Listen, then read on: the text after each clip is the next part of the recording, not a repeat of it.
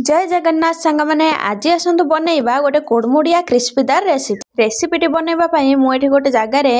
किसी मैदा नहीं जाइए लुण आउ तेल देकी भल भाव में माखीदबा आपण मैंने चाहिए कला जीरा आउ जुआणी पकई पारे से पर्यंत माखिबा जे पर्यंत से मुठा कले से मुठार मैदाटा तमते न भांगिबो तापर आवश्यक अनुसार पानी देई ताको भल भाव में चकुटी दबा जे पर्यंत से पूरा प्लेन न हो जाइए आउ जेते भल भाव में ताको माखिबे आउ दलिबे निमकीटा सेते क्रिस्पी हम तापर ताको बड़ बड़ गुला करके रुटी आउ पूरी ठारू मोटा टिके करिकी ताको बेली दबा तापर ताको एमती लंबा लंबा करके काटिदबा तापर ताको ठिकरी शेप रो देकी जेमती आपनको शेप दरकार से टाइप रो बड़ कि छोट सेमती करके काटिदेबे।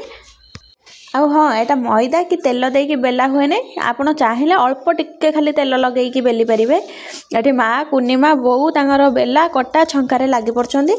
आउ हाँ एटा तापर एमती लगी जाए बोली आपण मैंने जमा भी व्यस्त हेबेनी कहीं एटा तापर रखने लगी जाए किंतु तेल कढ़े पकईदेले से गरम पाई गरम तेल लगिकी सेटा एमती पूरा गोटा गोटा होइजिबे। एबे देखंतु आमर निमकी पूरा रेडी हो गलानी पूरा क्रिस्पी देखा होची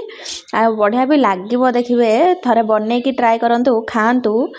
बढ़िया लागिबो देखिबा पूरा कुड़मुड़िया आउ थरे भी बनेकी खाइया को इच्छा हबो। रहिली सांग माने जय जगन्नाथ।